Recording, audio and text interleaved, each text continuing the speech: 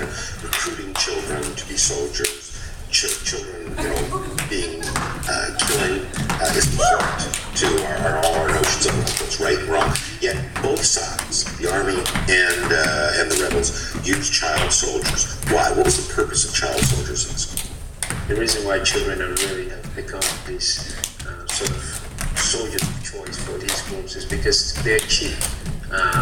First of all, when you recruit children, you don't have to buy them uniform. You don't have to pay them salary. They can wear flip-flops and shorts and t-shirts, and you trust the AK-47 and you drug them up, you manipulate them psychologically and emotionally. They're not mature to know what's good for them, so you do whatever you like to them and make them commit serious atrocities. For example, if they say during indoctrination, they say to a kid amongst the group, shoot this man, we don't like him, he looks like an enemy. And that kid hesitates or refuses, that kid is shot dead.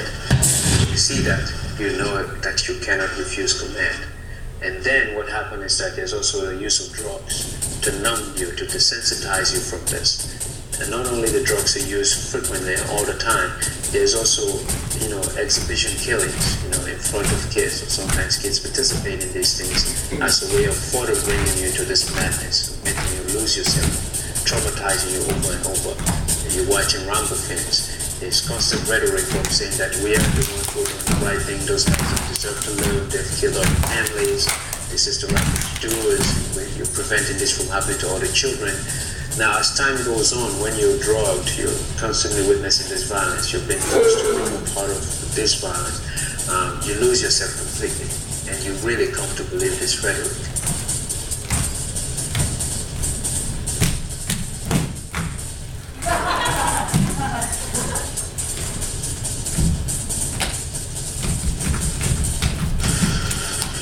Nothing but a clone, another brother with arms to hold.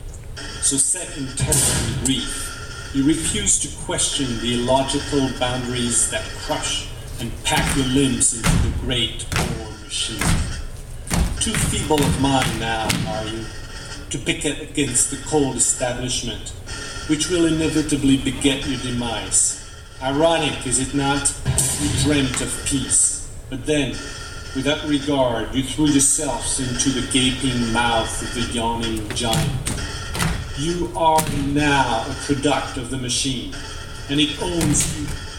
You aren't free, and you aren't unique. No, not anymore.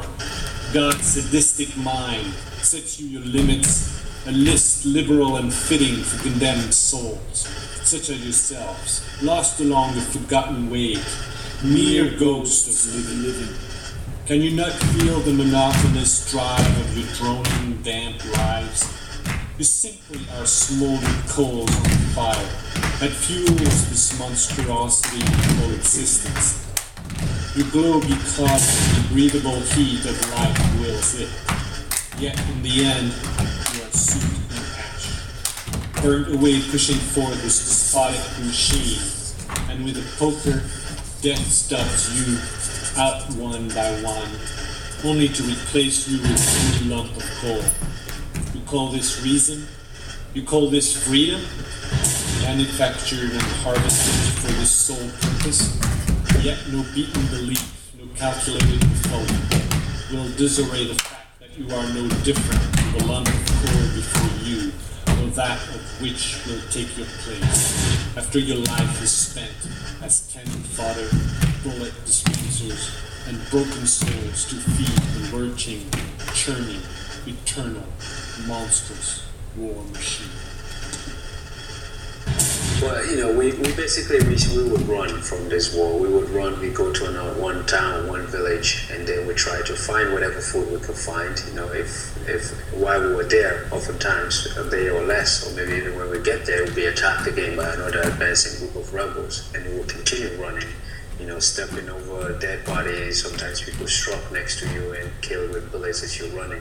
So this basically became our constant life, just running away from the war, and the uncertainty of not knowing what will happen next was too severe. Where